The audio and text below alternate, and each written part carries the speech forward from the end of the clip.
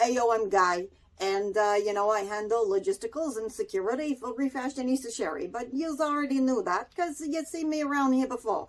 Now, I bet yous didn't think I could get dressed up, but look at me now. The only problem is this vest, it's, you know, got bleach thrown on it, and I'm not so into it anymore. So I think I'm going to let Refashionista Sheri transform it into something that maybe she wants to wear. We'll see. We'll see what she does with it. And you know what? Stick around to the end because there's another troll time at the end of this video. And you know what? I think I might handle it this time. What do you think? Stick around and see. For this quick and easy yet oh so awesome project, all you need is your vest. Now this one I have clearly already done my reverse dye bleach technique on. I shall link down below for all of my tips and tricks for doing that. And you need something to create your sleeves. And so I grabbed this pair of outgrown fleecy PJ bottoms because I think that will make totally adorable sleeves. Plus it matches perfectly with this kind of mottly pattern here and the mottly pattern here, and it's all blue. So you know what? Let's just get making it. Okay, so you can see that I have one of my arms through one of the legs of the PJ pants.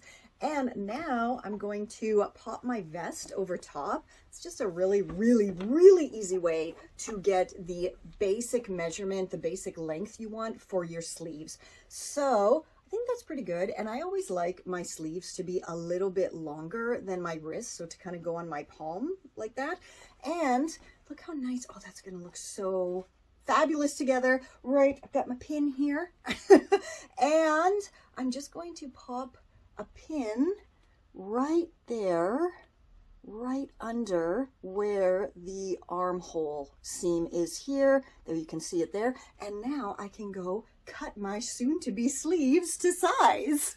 Okay, so now I have folded my PJ pants evenly in half. And again, you could be doing this inside out. I'm doing it right side out. It really doesn't matter that much at this point. So my pin, if you can see, is kind of buried there in the plushy, fluffy fleece. But now I'm just going to cut both of the legs to size. Okay, so I now have my vest inside out, and I'm going to grab one of my chopped legs, and it is right side out, and we pop that into the sleeve, and then when they're stitched together, everything will be right sides facing. Hooray! Okay, so my chopped legs here have a seam. You can see here going down each side, and so I think I need to turn it so the seam, I don't want the seam to be going down the shoulder, like the side of the arm, so okay. Now it should be going down each side. Okay, so now I'm just going to line it up here as best as I can. And I'm pretty sure I'm going to have some overlap. That's totally fine. You can just trim it off when it is all stitched together. Actually, maybe I should line it all up. Hey, should we do those pin tucks up at the top that I like doing so much, and then it'll have like a little gather? Yeah, let's do that. All right, so I grabbed my pins and just gonna pin the bottom in place and then make sure it's nice and even-ish, close to even as possible here.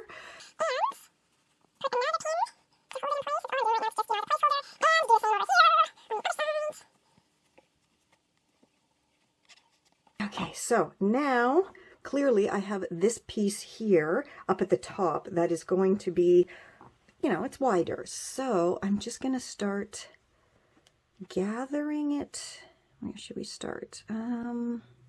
Okay, let's start just before the shoulder seam, a little bit before there.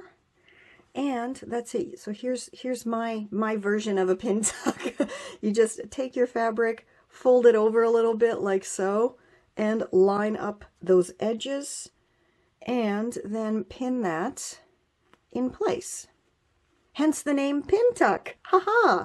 Okay, I have one sleeve stitched on and I'm pretty sure it looks fantastic. Full disclosure, I did end up only having to do one pin tuck, and I also did go ahead and put those side seams at the top and the underarm. Just, it made life so much easier to use the seam on the trouser leg or the pants leg and line it up with the underarm seam and the shoulder seam. It just made my life easier, so that's what I did. And yeah, let's just flip it out. Wow.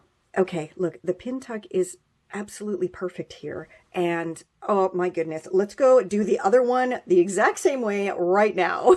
Okay, both of my sleeves are on and it looks fantastic. It fits great, but I think that the collar is missing something.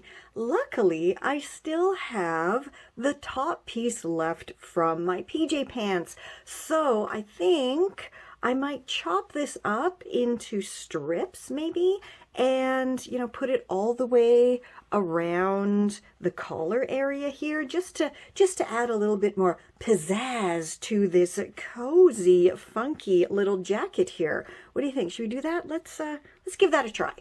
Okay, so I have cut a strip off of the remaining piece of PJ pants, and now I'm going to fold it in half with right sides facing and stitch it into a long tube, then flip it right side out because the chopped edges here are super fraying and I just don't want to have to deal with that around the collar of my jacket. La la! How absolutely adorable does that look? And I think it totally finishes this off. But I do have a quick question for you guys. This fabric clearly is very thick, and it was absolute murder to flip it right side out from when I stitched it into a tube. So if anyone has any tips or tricks for how to flip those kind of narrow tubes of fabric right side out once you've stitched the sides together, please do let me know in a comment below, because wow, this took forever.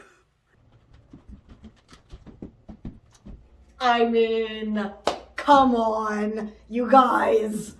Can you, seriously? Once again, another triumph, and made from what?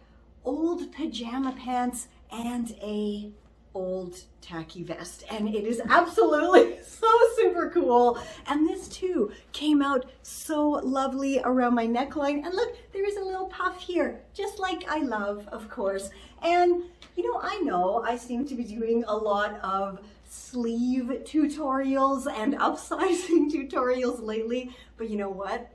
That's what apparently people are wanting. Those are my most popular videos. That's what I constantly get requests for. So, you know, let me know down below. What do you want me to make for you guys? And I definitely will give whatever I can. I'll give it a try for you. I mean, why not, right? If I have it in my stash, I'll definitely make it for you. So let me know down below. And you know what? It's that time again, and as was said at the beginning of the video, today's troll time is with Guy. Enjoy! Hey, yo, I'm back. As I said I would. Today, Guy is gonna do troll time. So, little bit of a preface here. Today's troll time is all about this little book here, which apparently caused a lot of strife for some people online. And yeah, Sheri transformed this little book here into a secret book safe for her daughter.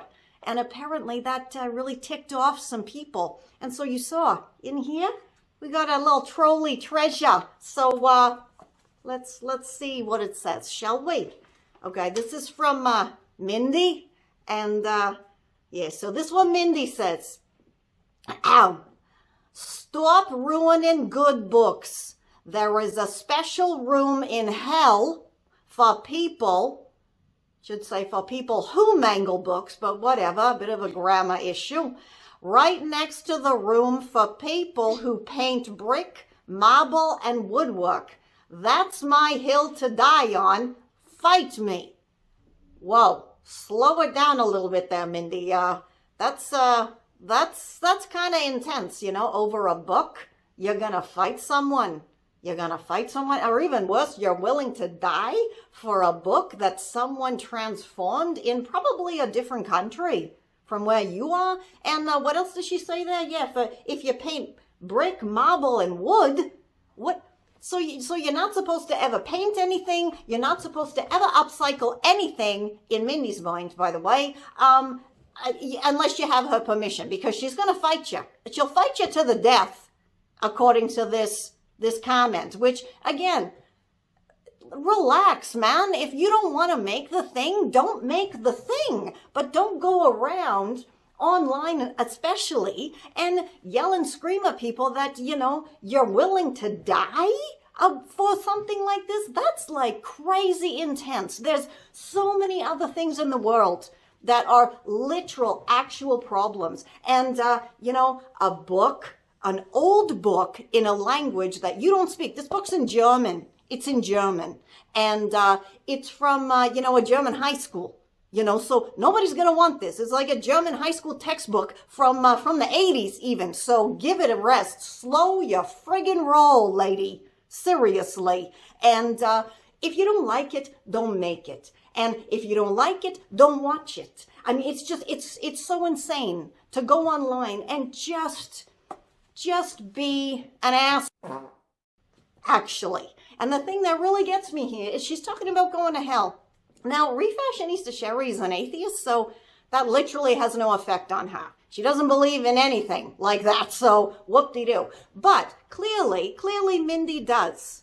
And I'm not really sure, are you a good Christian, a good Catholic, a good religious person, if you're going around threatening to fight people because they made a little gift for their daughter out of an old book that was probably going to end up in the landfill otherwise. So again, let's think a little bit before we start being keyboard warriors, literal ones who want to fight you for making a little secret book safe. And chill out a little bit, please.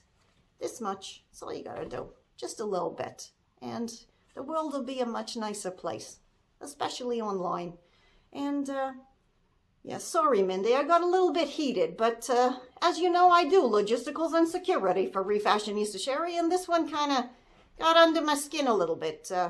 But until next time, I hope you're enjoying troll time, and Refashionista Sheri, what does she always say?